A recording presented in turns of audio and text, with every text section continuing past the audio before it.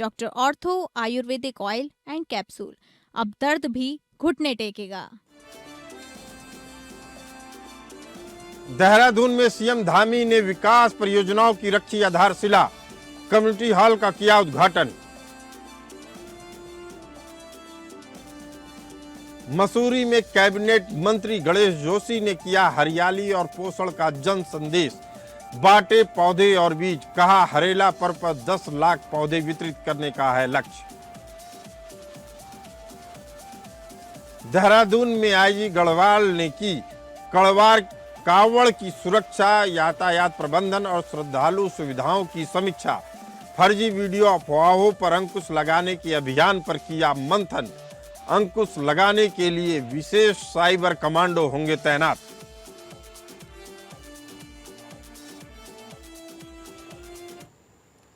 नमस्कार, मैं हूं डॉक्टर प्रसून। उत्तराखंड के मुख्यमंत्री पुष्कर सिंह धामी ने देहरादून के पुरकुल गांव में नवनिर्मित स्वर्गीय दीपक पुंडीर मेमोरियल कम्युनिटी हॉल का उद्घाटन किया। साथ में कई अन्य विकास परियोजनाओं की आधारशिला रखने के कार्यक्रम में भी हिस्सा लिया। हमारे सभी क्षेत्र के बड़े बुजुर्ग, पूर्व सैनिक, माताएं, बहनें, सभी मेरे युवा नौजवान साथियों, मैं सबसे पहले तो आप सभी आज इतनी बड़ी संख्या में यहाँ पर पधारे हैं, आए, मैं आप सबका अपनी ओर से बहुत स्वागत करता हूँ, अभिनंदन करता हूँ। और इस पवित्र सावन मास है, भोले शंकर हम सब पर कृपा करें, महादेव हम पर कृपा करें। मैं आप सबको पवित्र सावन मास की भी बहुत बहुत बधाई देता हूँ, बहुत शुभकामनाएं देता हूँ। और आज का ये जो दिन है, वास्तव में ये दिन हमको बहुत स्मरण वाला दिन है। मुझे गणेश जोशी जी ने कहा कि आपको एक दिन दीपक पुंडीर, उनकी स्मृति में जो यहाँ पर सामुदायिक भवन बन रहा है, उसका लोकार्पण करना है। मैंने कहा सच में बहुत सारी स्मृतियाँ उनकी हैं, उनके परिवारजनों की हैं। मैं अपनी यहाँ पर बहनों को भी देख रहा हूँ, सभी उनका स्मरण करके बहुत भावुक हो रही हैं। अगली खबर देहरादून में से ओहो रेडियो 89.2 एफएम का शुभारंभ मुख्यमंत्री धामी ने किया। जागरूकता अभियान का सशक्त माध्यम है रेडियो, यह मुख्यमंत्री धामी ने बताया। मुख्यमंत्री पुष्कर सिंह धामी ने बल्लूपुर देहरादून में ओहो रेडियो 89.2 एफएम का शुभारंभ किया। इस अवसर पर मुख्यमंत्री ने कहा कि रेडियो आज भी जन संवाद, जन जागरूकता, सामाजिक चेतना का सबसे प्रभावी माध्यम है। उन्होंने विश्वास जताया कि ओहो रेडियो सामाजिक जागरूकता बढ़ाने, सकारात्मक संवाद को बढ़ावा देने और जनहित से जुड़े मुद्दों को समाज के हर वर्ग तक पहुंचाने में अहम भूमिका निभाता है। धामी ने कहा कि रेडियो सूचना, शिक्षा और मनोरंजन का ऐसा जरिया है जिसकी पहुंच समाज के अंतिम व्यक्ति तक है। शासन की कल्याणकारी योजनाओं, स्वास्थ्य, शिक्षा, आपदा प्रबंधन, पर्यावरण संरक्षण जैसी जानकारियों को आम जन तक पहुंचाने में रेडियो की भूमिका हमेशा महत्वपूर्ण रही है। मुख्यमंत्री ने कहा कि राज्य सरकार विभिन्न संचार मंचों के जरिए उत्तराखंड की समृद्ध संस्कृति, लोक भाषाओं, लोक कला, लोक संगीत और स्थानीय प्रतिभाओं को राष्ट्रीय पहचान दिलाने का काम कर रही है। डिजिटल युग में भी रेडियो की विश्वसनीयता बनी हुई है। स्थानीय मुद्दों और सकारात्मक खबरों को बढ़ावा देने में सामुदायिक और एफएम रेडियो की भूमिका बेहद अहम है।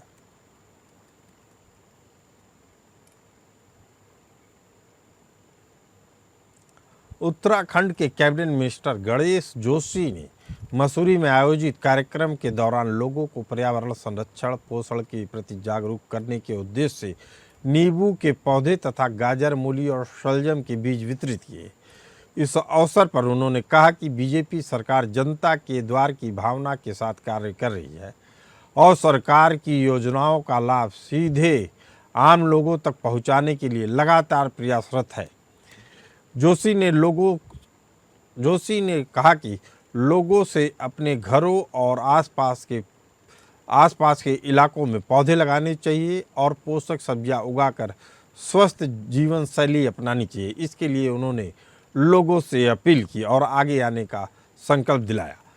कैबिनेट मंत्री ने बताया कि हरेला पर्व के अवसर पर उनके विभाग द्वारा 10 लाख पौधे वितरित करने का लक्ष्य है, जिसमें से 50,000 चाय के पौधे और 50,000 रेशम के पौधे शामिल हैं।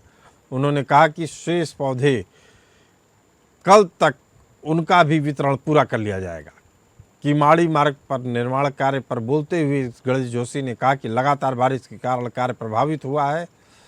उन्होंने कहा कि उनकी भी इच्छा है कि वन में व्यवस्था को सुचारू बनाने के लिए किमाड़ी मार्ग जल्द से जल्द पूरी तरह तैयार हो जाए। उन्होंने कहा कि आपदा पर किसी का नियंत्रण नहीं है, लेकिन पूरा तंत्र सक्रिय है। मसूरी देहरादून मुख्य मार्ग की स्थिति पर मंत्री ने कहा कि प्राकृतिक आपदाओं पर किसी का नियंत्रण नहीं है, लेकिन आपदा के बाद राहत और पुनर्बहाली के लिए पूरा सरकारी तंत्र पूरी तत्परता से काम कर रहा है। उन्होंने भरोसा दिलाया कि बारिश थमने के बाद मार्ग को पूरी तरह सुरक्षित और सुचारू बनाने का कार्य तेजी से पूरा कर लिया जाएगा। जनता पार्टी की सरकार, जनता की सरकार जनता के द्वार इस नारे को लेकर काम करती। अभी मैं बुरासखंडा में वहाँ के किसानों को मटर के बीज वितरित करके आ रहा हूँ, और अभी यहाँ मसूरी में हम यहाँ के स्थानीय लोगों को नींबू के पेड़ तो गाजर, मूली, सलगम, टमाटर, इनके बीज हमने वितरित किए हैं ताकि लोग पौष्टिक सब्जी अपने घर में उगा सकें। क्योंकि आज सरकार के समाज के अंदर वृद्धि आई है और सब्जियों में भी मिलावट हो रही है। ऐसे में स्वास्थ्य के लिए शुद्ध सब्जियों का होना बहुत जरूरी है। चमोली जिला मुख्यालय गोपेश्वर में जिला अधिकारी गौरव कुमार की अध्यक्षता में जनता मिलन कार्यक्रम आयोजित किया गया। कार्यक्रम में जिले के विभिन्न क्षेत्रों से पहुंचे लोगों ने अपनी समस्याएं जिलाधिकारी के सामने रखी। कुल 45 शिकायतों पर जिलाधिकारी ने संबंधित अधिकारियों को समयबद्ध और गुणवत्तापूर्ण निस्तारण के निर्देश दिए। जनता मिलन कार्यक्रम में फरियादियों ने भूमि विवाद, रास्ता विस्थापन, विद्युत लाइन, नाली निर्माण और पेयजल समेत विभिन्न सब प्रकार की समस्याएं जिलाधिकारी के सामने रखीं। अवैध कब्जे की शिकायत पर जिलाधिकारी ने संबंधित उप जिलाधिकारी को जांच कर नियमानुसार कार्रवाई करने के निर्देश दिए। वहीं रास्ते की समस्या पर सिंचाई विभाग और नगरपालिका को आवश्यक कार्रवाई करने का निर्देश दिया। विस्थापन और विद्युत लाइन हटाने की शिकायत पर विद्युत अधिकारियों को कार्रवाई करने के निर्देश दिए, जबकि नाली निर्माण और पुस्ता ठीक करने की समस्या पर नगरपालिका को आवश्यक सुधारात्मक कार्य करने का कहा गया। जनता मिलन में पेयजल की जुड़ी शिकायतों को जिलाधिकारी ने गंभीरता से लिया। उन्होंने जल संस्थान और पेयजल निगम के अधिकारियों को निर्देश दिए कि पेयजल संबंधी शिकायतों का विभागीय स्तर पर ही त्वरित और प्रभावी समाधान सुनिश्चित किया जाए, ताकि आमजन को किसी प्रकार की परेशानी का सामना न करना पड़े। देखिए, अभी तक 45 शिकायतें प्राप्त हुई हैं, जिसमें अधिकांश शिकायतें जल जीवन मिशन में पानी न आने से संबंधित हैं। कुछ शिकायतें PMJSY रोड की हैं और कुछ शिकायतें प्रधानमंत्री आवास योजना के में नाम न आने के संबंध में है। संबंधित विभागों को कहा गया कि आज ही अपने ग्राउंड ऑफिसर्स को भेजते हुए इन सब की जांच कराएं और अगले हफ्ते होने वाले समाधान दिवस से पूर्व इन सब की ATR प्रस्तुत करें। जनपद चंपावत में भारत निर्वाचन आयोग के निर्देशानुसार चल रहे विशेष गहन पुनर्निरीक्षण अभियान को सफल बनाने के लिए मंगलवार को जिला निर्वाचन अधिकारी और जिला अधिकारी मनीष कुमार की अध्यक्षता में मान्यता प्राप्त राजनीतिक दलों के प्रतिनिधियों और बूथ लेवल एजेंटों के साथ महत्वपूर्ण समीक्षा बैठक आयोजित की गई। बैठक में संयुक्त मुख्य निर्वाचन अधिकारी प्रकाश चंद्र दुमका ने भी अभियान की प्रगति का विस्तृत समीक्षा की। बैठक में जिलाधिकारी ने साफ तौर पर कहा कि मतदाता सूची को शुद्ध, अद्यतन और त्रुटि रहित बनाने में राजनीतिक दलों की भूमिका अहम है। उन्होंने सभी दलों से बूथ स्तर पर सक्रिय सहयोग करने और यह सुनिश्चित करने की अपील की कि कोई भी पात्र नागरिक मतदाता सूची से वंचित न रहे। जिलाधिकारी ने अधिकारियों को निर्देश दिए कि अगर किसी मतदाता तक पहली बार नोटिस नहीं पहुंचता है तो दोबारा नोटिस जारी किया जाए, आवश्यकता पड़ने पर चस्पा किया जाए और स्थानीय जनप्रतिनिधियों के सहयोग से प्रत्येक पात्र मतदाता तक पहुंच सुनिश्चित की जाए। उन्होंने दावे और आपत्तियों के समयबद्ध और गुणवत्तापूर्ण निस्तारण पर भी विशेष जोर दिया। संयुक्त मुख्य निर्वाचन अधिकारी प्रकाश चंद दुमका ने कहा कि लोकतंत्र की मजबूती के लिए प्रत्येक पात्र नागरिक का मतदाता सूची में नाम शामिल होना अनिवार्य है।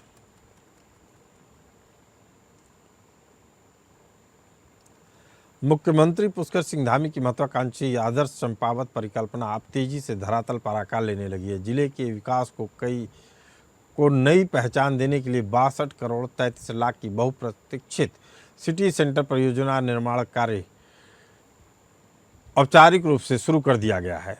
परियोजना का शुभारंभ स्थल सर्वेक्षण के साथ किया गया, जिसमें चंपावत की आधुनिक स्वरूप की दिशा में एक और बड़ा कदम बढ़ गया है। जिलाधिकारी मनीष कुमार ने निर्माण कार्य का जायजा लेते हुए संबंधित अधिकारियों को स्पष्ट निर्देश दिए कि परियोजना के प्रत्येक चरण में गुणवत्ता, पारदर्शिता और समयबद्धता से किसी प्रकार का समझौता न किया जाए। उन्होंने कहा कि यह सिटी सेंटर केवल एक भवन नहीं बल्कि आदर्श चंपावत की पहचान और जिले के भविष्य का विकास मॉडल बनेगा। परियोजना की जानकारी देते हुए CNDS के अधिशासी अभियंता ने बताया कि सिटी सेंटर को आधुनिक सुविधाओं से सुसज्जित किया जाए। यहाँ एक ही प्रकार के आकर्षक व्यावसायिक दुकानें, सुव्यवस्थित पार्किंग, आधुनिक फूड कोर्ट और नागरिकों और पर्यटकों के लिए उत्कृष्ट सार्वजनिक सुविधाएं उपलब्ध होंगी। इससे स्थानीय व्यापार को बढ़ावा मिलेगा और पर्यटन गतिविधियों को भी नई ऊर्जा मिलेगी।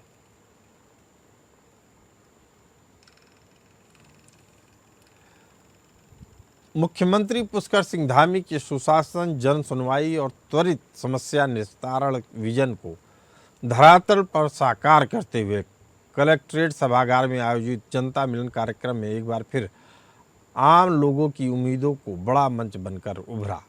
जिला अधिकारी मनीष कुमार ने स्वयं 134 शिकायतों और आवेदनों की सुनवाई की और अधिकांश मामलों का मौके पर ही निस्तारण करके प्रशासन की संवेदनशील और जवाबदेह कार्यशैली का परिचय दिया। कार्यक्रम के दौरान आर्थिक सहायता, आवास, किसान सम्मान निधि, रोजगार, सड़क, पेयजल सुरक्षा दीवार, ration card, solar street light और पूर्ति विभाग से जुड़ी शिकायतें प्रमुख रूप से सामने आई। जिलाधिकारी ने सभी विभागों को स्पष्ट निर्देश दिए कि प्रत्येक प्रकरण का समयबद्ध, पारदर्शी और गुणवत्तापूर्ण निस्तारण सुनिश्चित किया जाए और किसी भी शिकायत को अनावश्यक रूप से लंबित न रखा जाए। जनता मिलन के दौरान टीबी मुक्त भारत अभियान को भी नई ऊर्जा मिली। जिलाधिकारी मनीष कुमार ने स्वयं स्वैच्छिक आर्थिक सहयोग देकर अधिकारियों से अभियान में सहभागिता करने की अपील की। उनके आह्वान पर विभिन्न विभागों के अधिकारियों ने पोषण किट उपलब्ध कराने के लिए लगभग 23,000 रुपये का स्वैच्छिक सहयोग प्रदान किया। जिलाधिकारी ने टीबी उन्मूलन स्वास्थ्य विभाग की जिम्मेदारी नहीं बल्कि पूरे समाज का साझा दायित्व है। आप विदित हैं, माननीय मुख्यमंत्री जी के दिशा निर्देशों के क्रम में प्रत्येक सोमवार को जनपद चंपावत में जनता दर्शन कार्यक्रम का आयोजन किया जाता है। इसमें विभिन्न क्षेत्रों से लोग आ रहे हैं। आज की अगर हम बात करें तो कई सारे जो मुद्दे हैं वो हमारे समक्ष रहे, जिसमें प्रधानमंत्री आवास योजना, पेंशन, कुछ जो हमारे आर्थिक सहायता के कई सारे प्रकरण, कुछ जो हैं वो नाम जो है खतौनी में नामांतरण के संबंध में और आर्थिक स्वरोजगार संबंधी कुछ नागरिकों के द्वारा आग्रह किया गया। खीरवाड़ के भी प्रकरण आए हैं, तो इस तरह से विभिन्न जो प्रकरण आए हैं उन सभी का समाधान किया गया है। आज मैं चंपावत जन मेला में आया था, जिलाधिकारी के पास है, अपनी समस्या रखी। उन्होंने आश्वासन दिया है कि तुम्हारी समस्या पूरी होगी और मेरे को बहुत अच्छा लगा है। देश को टीबी मुक्त भारत बनाने के लक्ष्य की दिशा में चंपावत प्रशासन ने अभियान को नई गति देने का फैसला किया है। जिलाधिकारी मनीष कुमार की अध्यक्षता में आयोजित समीक्षा बैठक में स्पष्ट संदेश दिया गया कि टीबी उन्मूलन केवल स्वास्थ्य विभाग का काम नहीं बल्कि पूरे समाज का जन आंदोलन है। अभियान के तहत समय पर जांच, उपचार और व्यापक जन जागरूकता पर विशेष जोर दिया जाएगा। भारत सरकार के राष्ट्रीय मिशन टीबी मुक्त भारत अभियान के अंतर्गत चल रहे 100 दिवसीय विशेष अभियान की समीक्षा करते हुए जिलाधिकारी ने टीबी मरीजों के पंजीकरण, एक्सरे स्क्रीनिंग, उपचार की प्रगति का विस्तार से आकलन किया। उन्होंने अभियान के सभी लक्ष्यों को समयबद्ध ढंग से पूरा करने और हर संभावित मरीज तक स्वास्थ्य सेवाएं पहुंचाने के निर्देश दिए। जिलाधिकारी ने माई भारत वॉलंटियर्स, एनसीसी और एनएसएस के स्वयंसेवकों को अभियान से जोड़ने के निर्देश दिए ताकि विद्यालयों, महाविद्यालयों, ग्रामीण क्षेत्रों में व्यापक जन जागरूकता चलाई जा सके। इसके साथ ही निक्षय पोषण किट के लिए अधिक से अधिक जन सहयोग जुटाने और सामाजिक सहभागिता बढ़ाने पर भी जोर दिया गया। हमारी जो अभी 100 दिन का प्रोग्राम चला था, 100 डेज कैंपेन, उसमें हमें 171 विलेज का टारगेट दिया गया था, जो सभी विलेज हमारी तरफ से कंप्लीट करा दी गई है। टीबी की बीमारी जो है बहुत ही पुरातन बीमारी है। पहले लोग इसे सोचते थे कि ये दैवी प्रकोप है या श्राप के वजह से है, लेकिन बाद में क्लियर हो गया कि ये बैक्टीरियल बीमारी है और इसका इलाज संभव है। टीबी की एक संक्रामक बीमारी है जो कि मेनली जो है वो फेफड़ों के ऊपर इफेक्ट डालती है, लेकिन वो शरीर में किसी भी अंग में हो सकती है। आज 3 अगस्त को कलेक्ट्रेट में आदरणीय जिलाधिकारी महोदय द्वारा स्वास्थ्य विभाग की और टीबी की पूरी टीम के द्वारा ये टीबी मुक्त भारत की समीक्षा बैठक की गई है। इसमें काफ़ी पॉइंट निकल के आए हैं जो हम लोग कर रहे हैं और आगे करना है। उत्तराखंड में अगले एक सप्ताह तक भारी बारिश के आसार रहने के कयास लगाए जा रहे हैं। मौसम विभाग ने भारी बारिश के साथ कई जिलों के लिए अलर्ट भी जारी कर दिया है। मौसम विज्ञान केंद्र देहरादून के निदेशक डॉक्टर CS तोमर ने बताया कि अगले सप्ताह प्रदेश के अधिकांश स्थानों पर हल्की से मध्यम बारिश हो सकती है। 9 अगस्त तक लगातार 4 दिन, फिर 9 अगस्त तक भी लगभग सभी जनपदों में बारिश के पूर्वानुमान है। अगले 24 घंटों के लिए बागेश्वर और देहरादून जिले में भारी बारिश के चलते ऑरेंज अलर्ट जारी किया गया है। इन जिलों में भारी बारिश के साथ तीव्र से अति तीव्र वर्षा के दौर संभव हैं। इसके अलावा 4 से 7 अगस्त तक विभिन्न जिलों में भारी बारिश, बिजली गिरने, तेज वर्षा को लेकर येलो अलर्ट जारी किया गया है। उधम सिंह नगर, हरिद्वार में आकाशीय बिजली गिरने की आशंका है। मौसम विभाग ने लोगों को सतर्क रहने और अनावश्यक रूप से घर से न निकलने की सलाह दी है। अति आवश्यक काम होने पर ही घर से निकलने की अपील की है। अगले आने वाले सप्ताह में अगर हम देखें तो हम हल्के से मध्यम दर्जे की बारिश का पूर्वानुमान है अधिकांश स्थानों पे पर अभी 6 तारीख तक के लिए, अगले 4 दिन के लिए, और उसके बाद अगले 3 दिन जो है हमारे जो 9 तारीख तक रहेगा उसमें अनेक स्थानों पे हल्के से मध्यम दर्जे की बारिश प्रदेश में जो है लगभग सभी जनपदों में देखने को मिल सकता है। जो अभी वार्निंग जैसे आपने बताया, वार्निंग जो हमने ऑरेंज अलर्ट अगले 24 घंटे के लिए दिया, अभी सिर्फ 2 अभी जनपद में दिया है, बागेश्वर और देहरादून जनपद है उसमें, जहाँ पे कि भारी बारिश के अलावा जो वर्षा के तीव्र से अति तीव्र दौर होने के चांसेस बने हुए हैं। IG गढ़वाल ने पवित्र कांवड़ यात्रा को लेकर प्रेस कॉन्फ्रेंस की और कांवड़ की सुरक्षा, यातायात प्रबंधन, श्रद्धालु सुविधाओं की विस्तृत समीक्षा करते हुए मेला क्षेत्र में तैनात समस्त पुलिस बलों और अधिकारियों को चाक चौबंद सुरक्षा व्यवस्था बनाए रखने के सख्त निर्देश जारी किए हैं। IG ने जानकारी दी कि कांवड़ यात्रा शुरू होने से अभी तक हरिद्वार से 76,85,000 से अधिक और नीलकंठ से 5,72,910 से अधिक कांवड़ यात्रियों का आवागमन हो चुका है। संपूर्ण मेला क्षेत्र को 22 सुपर जोन, 76 जोन और 200 सेक्टरों में विभाजित कर जोनल और सेक्टर प्रभारियों की तैनाती की गई है। IG ने बताया कि संपूर्ण मेला क्षेत्र में नागरिक पुलिस के साथ साथ अर्धसैनिक बल, ATS, BDS, SDRF और जल पुलिस की विशेष टीमों को भी संवेदनशील स्थलों, प्रमुख घाटों और मंदिर परिसरों में मुस्तैद किया गया है। सुगम यातायात और सुरक्षा व्यवस्था को बनाए रखने के लिए पड़ोसी राज्यों से निरंतर संवाद और समन्वय स्थापित किया जा रहा है।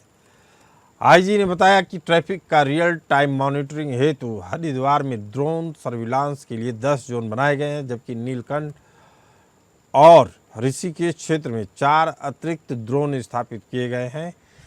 4 धाम कंट्रोल रूम पटेल भवन से 529 से अधिक सीसीटीवी कैमरों के माध्यम से 24 घंटे सतत निगरानी की जा रही है। आईजी ने कहा कि सोशल मीडिया पर भ्रामक सूचनाओं, फर्जी वीडियो और अफवाहों पर अंकुश लगाने के लिए विशेष साइबर कमांडो तैनात किए जा रहे हैं।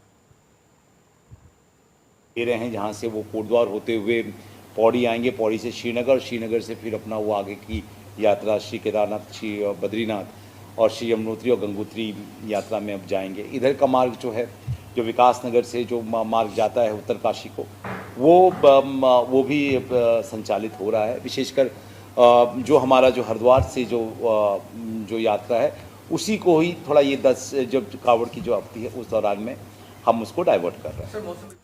हर हर महादेव की जयघोष के साथ कांवड़ यात्रा अपने पूरे रंग में है।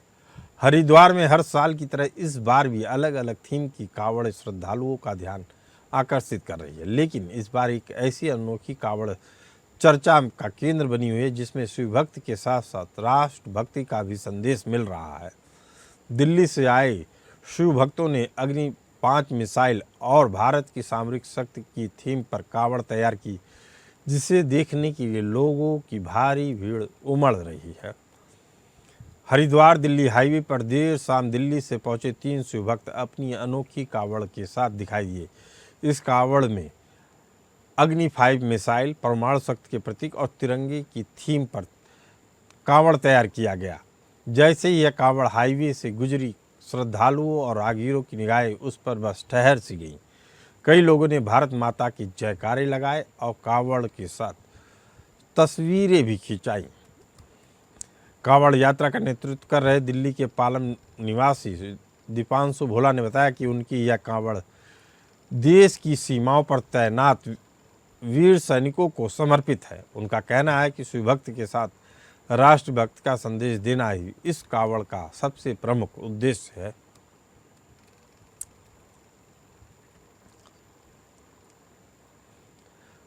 मसूरी में कथित तौर पर मजार हटाए जाने के मामले ने अब सियासी रंग पकड़ लिया है। उत्तराखंड वक्फ बोर्ड के अध्यक्ष शादाब शम्स ने कहा कि संबंधित स्थल वक्फ बोर्ड की संपत्ति नहीं है, लेकिन यह समाज की भावनाओं से जुड़ा विषय है। उन्होंने अधिकारियों को कार्रवाई करने में संवेदनशीलता बरतने की सलाह देते हुए कहा, सही को छेड़ना नहीं, गलत को छोड़ना नहीं की नीति पर ही काम होना चाहिए। शादाब शम्स ने कहा कि अगर कब्रिस्तान के भीतर मौजूद संरचनाओं पर भी सवाल उठने लगेंगे तो इससे अनावश्यक विवाद खड़े हो सकते हैं। उन्होंने अधिकारियों को सलाह दी कि बेहतर प्रदर्शन या अंक बटोरने की होड़ में ऐसा कोई फैसला न लिया जाए जिससे किसी भी समुदाय की भावना आहत हो। शादाब शम्स ने मुख्यमंत्री की नीति सही को छेड़ना नहीं, गलत को छोड़ना नहीं का समर्थन करते हुए कहा कि अगर कहीं कोई गलती हुई है तो उसे तुरंत सुधारना चाहिए। अगर कहीं कोई साजिश हो रही है तो उससे बलपूर्वक निपटना भी चाहिए।